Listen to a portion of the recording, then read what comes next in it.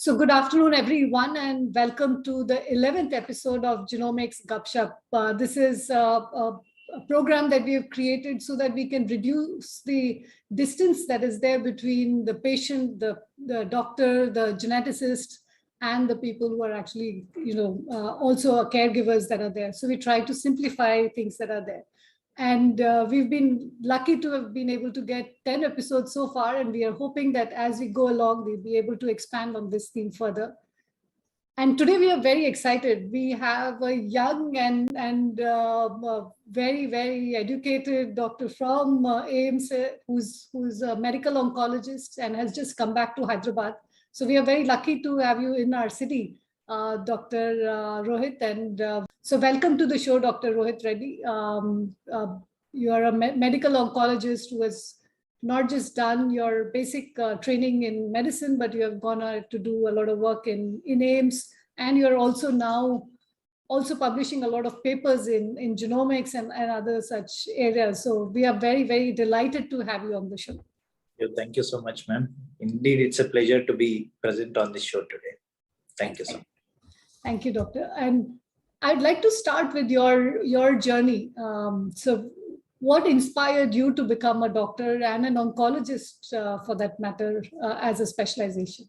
Correct, ma'am. So basically, I have become a doctor because my father is also a doctor. So from my childhood, I've been exposed to most of the things what a good doctor. So that's what something inspired me to take up this field. So regarding the oncology part, so as I've started doing my internal medicine residency, somehow I got attracted to this field, which is ever advancing, which has a new thing coming up every other day. And it also feels nice what is actually deemed to be incurable when you can cure it. So most of the times there is a wrong notion that cancer is incurable. So as an oncologist, I would want to remove this notion, and also would want you to understand that cancer is something which is curable, and especially genomics play a very important role in the management of any cancer. So that would be my main aim today. Thank you. So I must tell you that, I keep talking about preventive oncology and preventive testing. And I think you were probably the first doctor that I saw on your profile, preventive oncology. And I must say, I was very impressed with that and very excited to see that on your profile. So when you say preventive oncology, what does that mean? I know that, for instance, from where I come from, at least we say that, maybe 30 to 50% of cancers are preventable. But maybe it would be helpful to understand as a medical professional and an oncologist, what you mean by preventive oncology. Yes, ma'am. Preventive oncology, I would say, is an upcoming branch. It's a sub-branch of oncology. So it basically deals with preventing cancer before it happens in a particular person. So the steps would include, first, you would generally talk to the patient, know their family history, whether there is any strong family history of cancers running. If they don't have any strong family history of cancer, then they are prescribed routine preventive measures like maintaining a healthy weight, quitting smoking. And apart from that, related to specific cancers, the most common cancers in India, which we are facing currently with our gynecological cancers, hence to prevent a breast cancer, we would advise them annual mammogram starting from the age of 40 years. And for cervical cancers, it could be HPV vaccination, including screening, routine cytology-based screening tests for cervical cancers. But if they are at increased risk of cancer, like if they have an increased family history of cancer, so we would ask them to come over, get specific genetic tests done. And in case some of those genetic tests come positive, we would really advise them. For example, routinely, we would see BRCA mutation and other things. So people who have this genetic mutation called as BRCA positive, so they would undergo risk reducing surgeries and etc. So this is what comes under the mantle of preventive oncology. It's generally how you would prevent the cancer in a particular patient. So what happens when one of the challenges that people say is that, let's say you tell me that I'm at risk for cancer. And I'm sure that, when they do see that, they probably come to you, right? I mean, they come to us as well from a genetic counseling point of view, but they come to you. So what is the first thought that comes in a person's mind when they see that, either they're BRCA positive or some other marker that they test positive for? And what are their concerns when they come to you? Correct. The major concern of such patients who do test positive is their likelihood chance of having a cancer in case if it comes positive. And the next thing would be how to reduce the risk if in case they have positive. The third thing would be the risk of transmitting to their children or the risk in the particular siblings. So these are certain issues which they would be facing with. And especially a geneticist or a genetic counselor are very important because they do play an important role in explaining such patients what exactly is their risk, how can they reduce the risk, and what is the risk of transmitting to their siblings or children if at all. So these are certain issues that we'll be facing with. And as a role, as a medical oncologist, we would want to ensure them that we have modalities by which we can decrease their risk to a bare minimum. And especially a genetic counselor also helps us in augmenting our knowledge and also in explaining to the patients these things in a much simpler way. Okay. And I think you also mentioned that, up to 95% of them, if I think people can do a lot of things on their own. So, I think a diagnosis or having a risk mutation is not the one and only cause for cancer. I think it is a risk factor that is there in combination. And then there are medical professionals who can help you reduce that risk. So one of this other thing that I was seeing, and you've done a lot of work on sarcoma, right? Yes. And I have an interest in word roots. So I was reading this one interesting paper, which basically said that, the word oma, which basically currently we believe is like a tumor or a growth thing, was not actually initially wasn't originally there in the Greek word, and it was just ma, and then, things was added. So if you can explain to us, to the average person, what is sarcoma, and should people be worried when they see something that says sarcoma on anything that on their medical reports, for instance? So basically, when we talk about tumors are broadly divided into three types. It's a carcinoma, it's a sarcoma, and a lymphoma. A carcinoma is something to do with all the epithelial tissues like our skin, the lungs, the bronchial tissue, the intestinal epithelium, and all this. The sarcoma is something which is more to do with the connective tissues. Like, for example, if you have a tumor developing from the muscle, from the underlying connective tissue, this is something which is called as sarcoma. Sarcomas can be benign.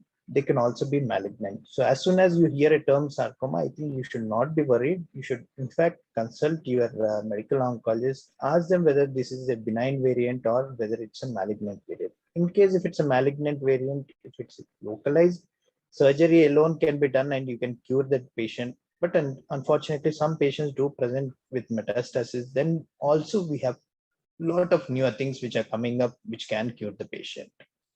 So this is, it's a very rapidly evolving branch. Sarcomas are as such very rare. So whenever a person gets labeled a diagnosis of sarcoma, one should be doubly sure before labeling it as a diagnosis of sarcoma. So when, just to maybe simplify, benign is something that is good or not to be worried about in some ways, and malignant is something that maybe is potentially can cause actual, cancer. Cause damage. And I think there was one more word that you used. I'm just trying to see if I can simplify some of the words that are there. And I think, what is metastasis? You mentioned that as well. A cancer, whenever it starts in a particular organ or at a particular place. When it starts spreading from that particular place to any other location, like for example, routinely we see breast cancers. When the breast cancer which is present in the breast spreads to either the bones, the lungs, or the liver, that particular stage is called as metastasis. If you see a cancer at two different places Other than the original site, then it's basically metastasis. So, I mean, as it starts moving, it might end up like creating much more damage. Yes. So you use a lot of genomics in cancer, but there are many things that can be done, right? Oncology is one area where genomics is used quite extensively. So in your particular case, how do you use genomics in cancer? Can you explain maybe some of the kinds of tests that you might be using? It's like so genomics is used in many ways in cancer. Like for example, right from the moment when we are faced with the diagnostic challenges, sometimes we do ask for genetic testing to basically confirm whether it's the cancer what we have under suspicion. That's one use. And apart from that, like routinely, for example, in either in breast cancer or in lung cancers, we ask for certain specific markers to allow us to guide us in choosing a particular therapy. Like routinely in lung cancer, we ask for something called as DNA testing, DNA sequence testing. So based on this DNA sequence testing, we actually choose the particular kind of treatment, whether a person should be put on oral drugs alone, whether they should be given some IV therapy such as chemotherapies, or whether they should receive something like immunotherapy. It's not only in breast cancer or in lung cancer, even in rest of the cancers nowadays, genomics help us not only in diagnosing the cancer, but also in choosing the right therapy for the patient. This is something which is also known as precision medicine in the modern era.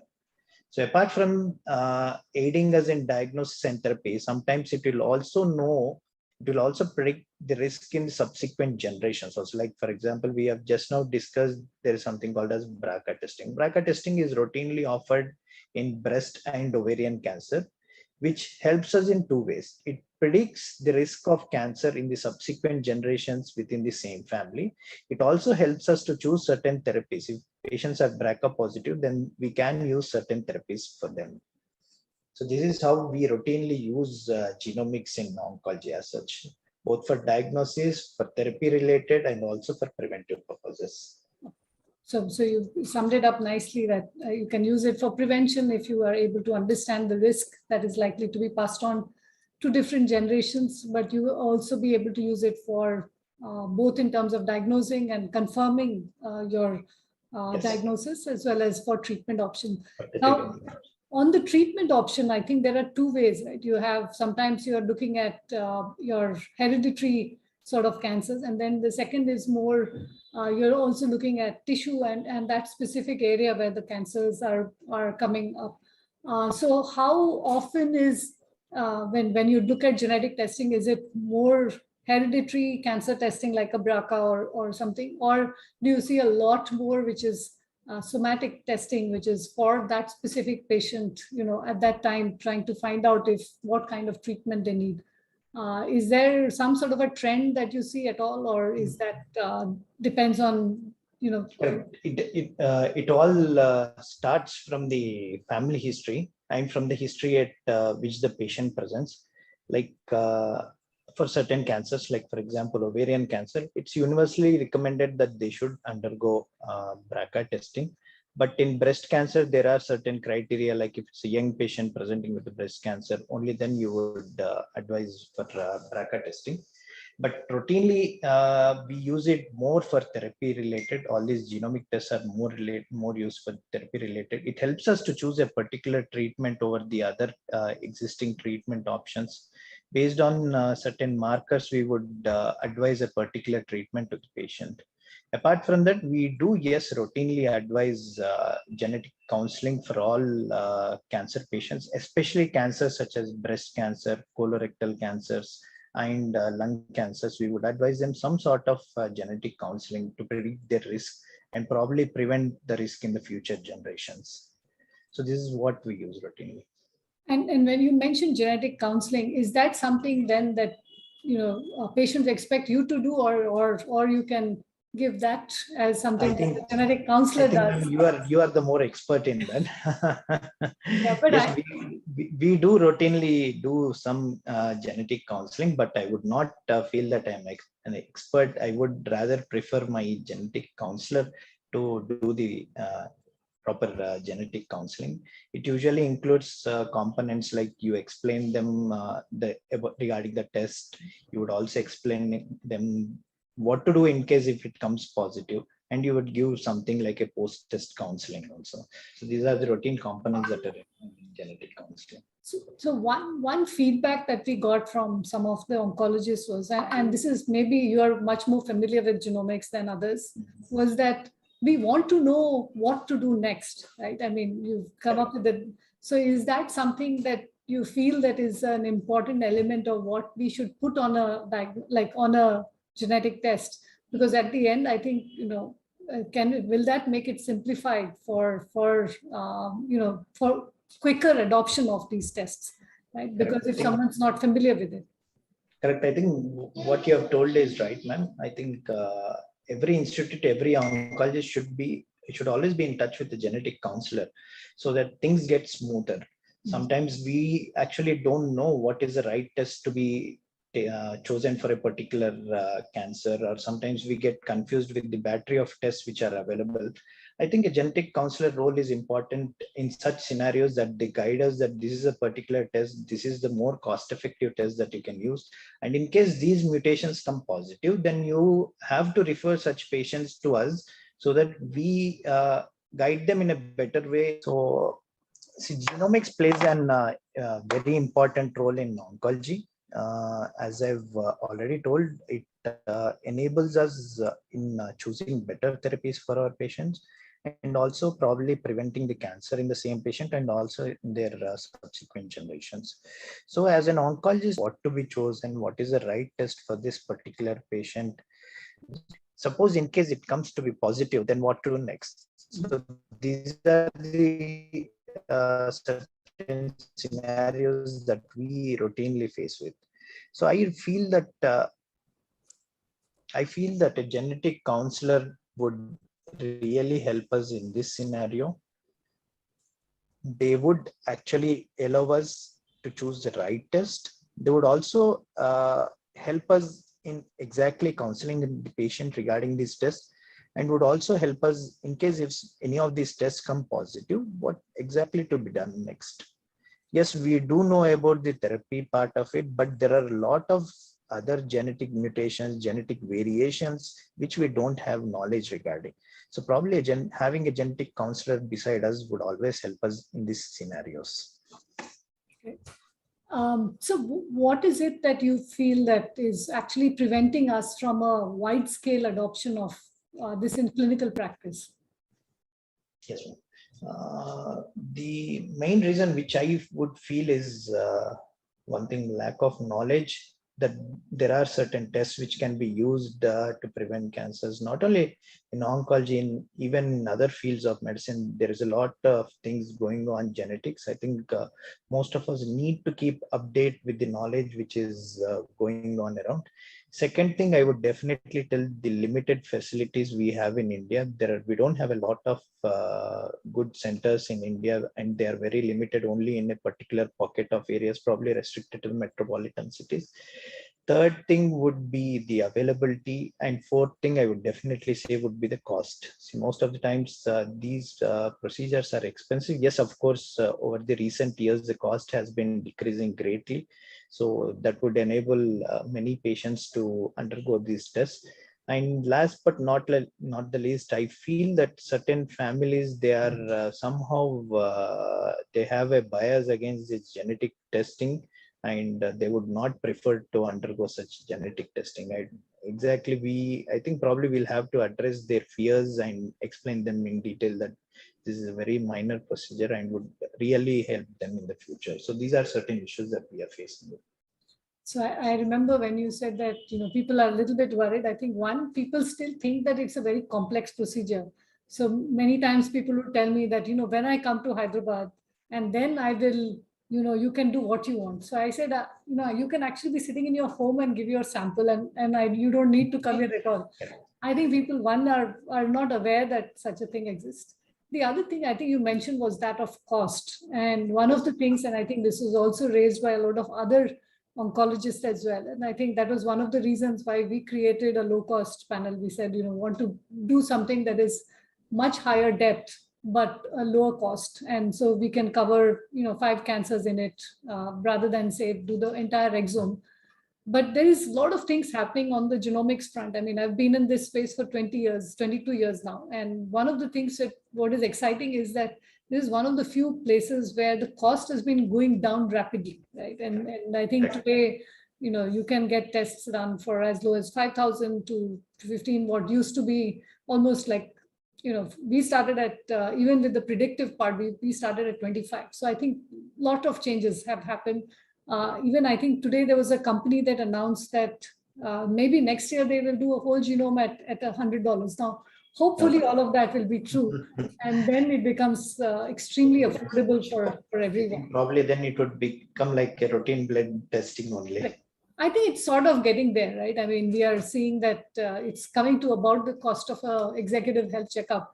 But at some point, if a $100 test would be covering the whole genome, I think we'll see a massive shift in terms of how people think about it. But clearly, I think it is not just the reagents. I think there are other pieces of looking at those 3.2 billion base pairs if we had to do a whole genome data. I think the cost would even come down, and even not only us, I think even other specialties will routinely get genetic testing for every patient. Now, so one thing is that I saw your paper on the evolving role of precision medicine in the management of advanced sarcomas. And I thought you had very nicely laid out all the different possibilities in terms of treatment option. You have also nicely laid down the genetic testing options. But if there is something that you would like to highlight from that paper, what would that be? We actually wrote that paper because, as I've described, sarcomas are very rare. They constitute only about 1% of the total cancers. And most of the times people know only things like getting a surgery, probably giving chemotherapy, iron radiation therapy in sarcoma. But there's a lot of things which are happening in sarcoma. The genomics are actually exploding in sarcoma. So now for every sarcoma, you can get a genetic test.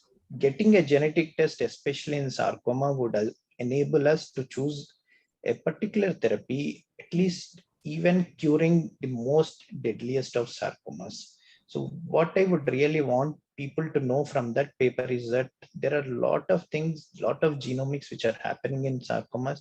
So whenever if you see a patient or someone of your near and dear getting diagnosed with sarcoma, I would request you to ask your treating doctor, what exactly are the latest advances in this particular subtype of sarcoma? And can we do something for this patient? Can we get a specific test? Do you want us to go to a genetic counselor? I think these are certain questions which the patients must ask the particular treating doctor, because there are a lot of things which are happening in sarcoma. And clearly you mentioned sarcomas are rare, and I'm sure that every time someone's come up with a diagnosis like that, it must be a tough, for most cancers. I think it is a tough thing being an oncologist in the first place, right? I think you're constantly dealing with people who are going through a very rough time of their life. So how do you prepare for such a tough, like if you have a tough case, how do you prepare yourself emotionally, and or is that something that doesn't matter? I think as soon as we tell to the patients or their relatives regarding that they have a particular cancer, most of them feel as if the world is crashing around them. So what I would advise to the viewers is that whenever you see a near and dear of you getting diagnosed with cancer, don't always think of death. I would want you to take it in a positive way. See, getting diagnosed with cancer is very common in this particular age. As soon as you are diagnosed with a cancer, always understand that your doctor, your treating doctor, is there to help you in every phase throughout your treatment. So right from the diagnosis, right to the point whether you are going for a surgery or whether you are undergoing some sort of chemotherapies, or even once you get the entire treatment, even allowing you to again go back into the society normally, or allowing a peaceful death. whatever is happening, your oncologist is always there to guide you in every step. So I would advise all the viewers to be confident, be positive, adapt an optimistic attitude, do whatever you're doing previously. There are nothing, you need not restrict yourself in any way, even if any one of us get diagnosed with cancers. So it's a common thing. It's going to be even more common in the future. I would request you all to be brave and to be positive. Okay. So, Doctor, one more thing that some of the statistics we are hearing is that maybe 1 out of 10, or now maybe 1 out of 8 people are likely to have cancer in some point of diagnosis at some point in their lives. Yes. Now, the one is I wanted to check if that was true, and the second was to be able to see if we did early diagnosis, like early intervention. In many cases, I think they said that breast cancer in the US, for instance, was brought down by almost 90% because they came in earlier and they got treated earlier, and as a result, I think their response has been fantastic. I think one of the biggest challenges that we all face is that when you fear something, it doesn't mean that that thing goes away. You're better off dealing with it, because if you do it earlier, you're more likely to get help than later stage.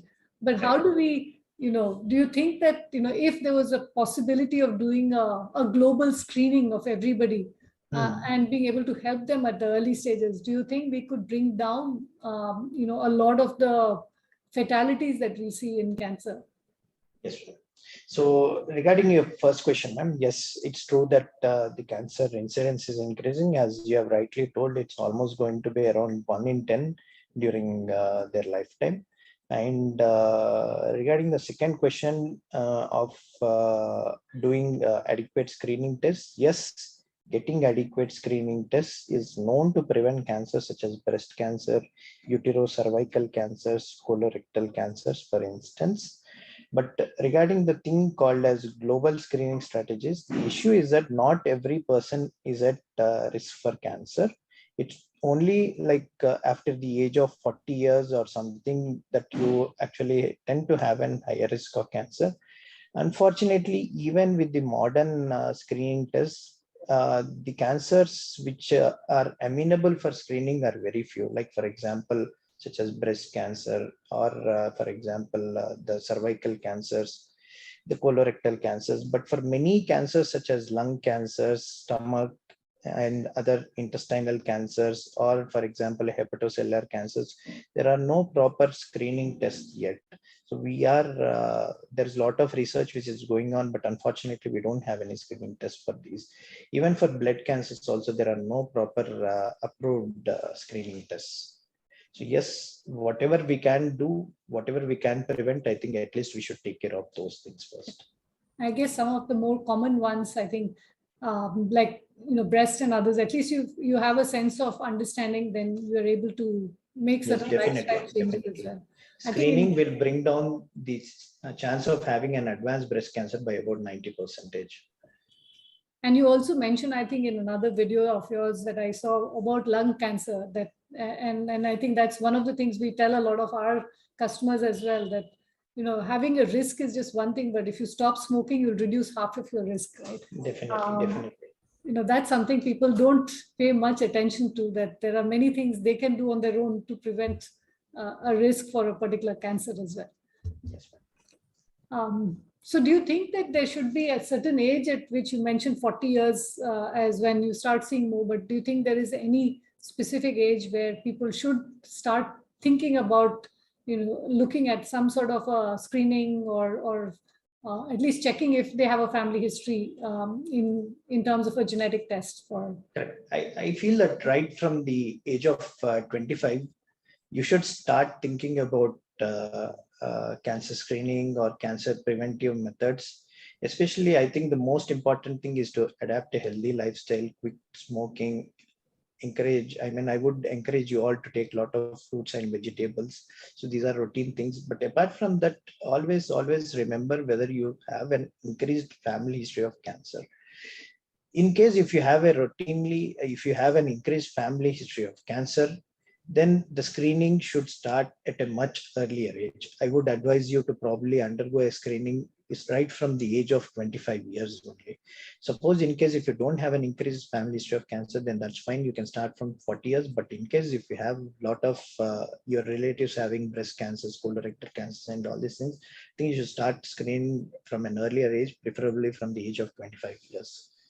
And if in case there is also an increased family history, you should always visit a genetic counselor or an oncologist, go to them, ask them, are there any available genetic tests which can predict exactly their chance of having the cancer in future.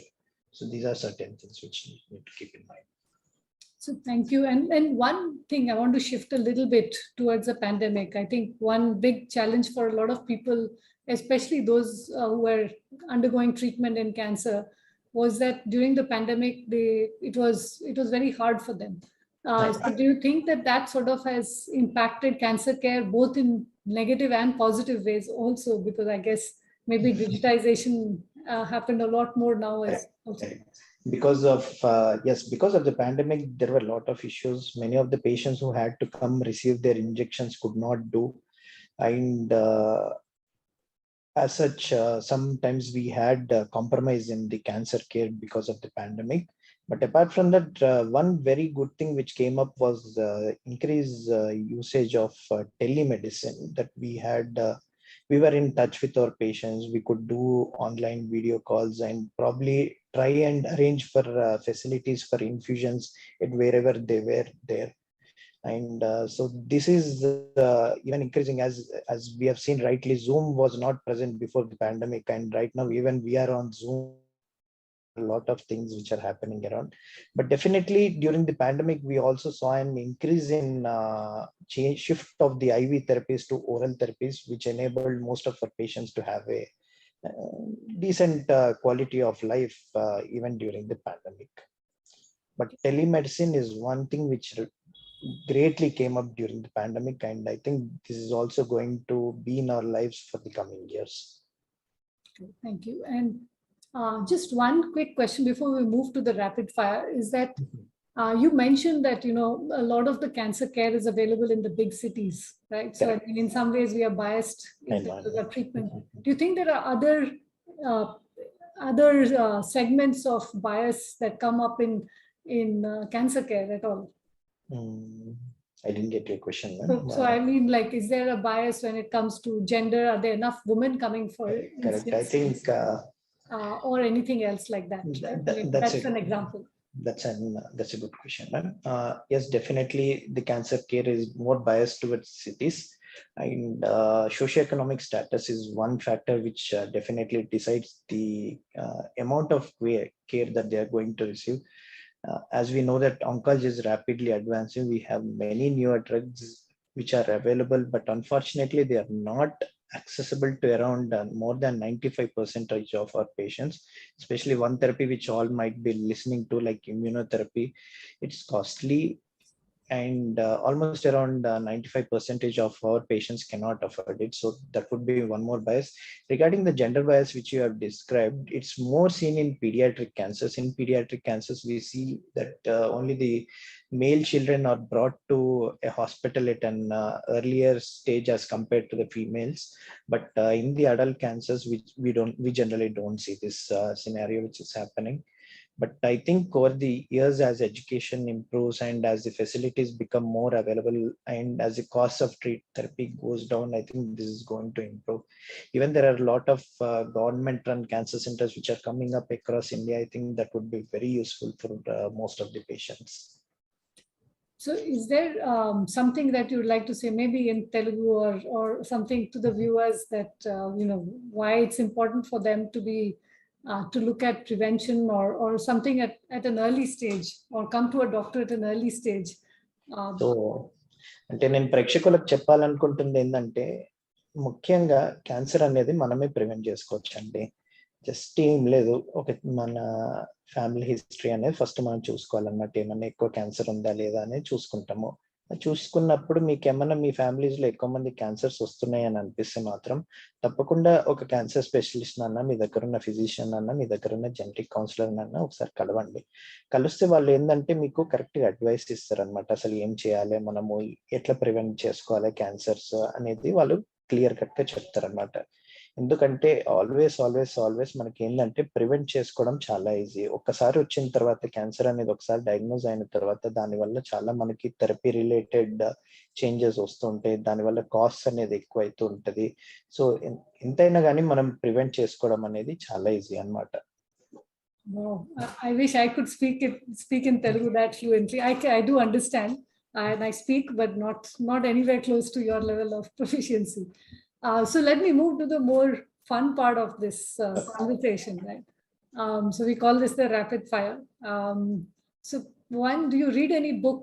Do you read books or is that Yes, I do read books, ma'am. Which one would be your favorite book? I read more of mystery novels. I like John Grisham. I also like the Sidney Sheldon and such novels. I'm more into mystery and fantasy kind of things. I'm a great fan of Harry Potter novels also. J.K. Rowling. So at least it's the same sort of books that I've read, at least. Yeah. What about movies? Do you watch movies as well? Or yes, I do watch movies, but unfortunately not recently, not for the past 2 to 3 years. So if you were not a doctor, what would you have been, or what would you have liked to be? I wanted to be a chemical engineer always, but somehow the field of medicine attracted me more. Probably if I was not a doctor, I think I would have been a chemical engineer only. Okay. And a final question, is there some favorite destination or city that you would like to go to? I always wanted to go to Antarctica once. Nice. I think I've been to the Arctic, but I haven't been to the Antarctic. So, but it is a fascinating place. I think when you go there and you see the glaciers, it's quite fascinating. So. Yes, ma'am. So thank you so much, Dr. Rohit. I think this was absolutely fantastic conversation that we had. I wish we could have met you in person, and hopefully we will at some point. But it was very, very helpful. And I think all our viewers will also really benefit out of getting this knowledge from this conversation with you. So if there's anything else you would like to say, or we'll... Thank you so much, ma'am. Thank you for the opportunity. I thank all the viewers for listening to this program today. And it would also be great if I could visit you sometime in your office again. Thank you so much, ma'am. Thank you so much. Thank you, ma'am. Take care. Bye.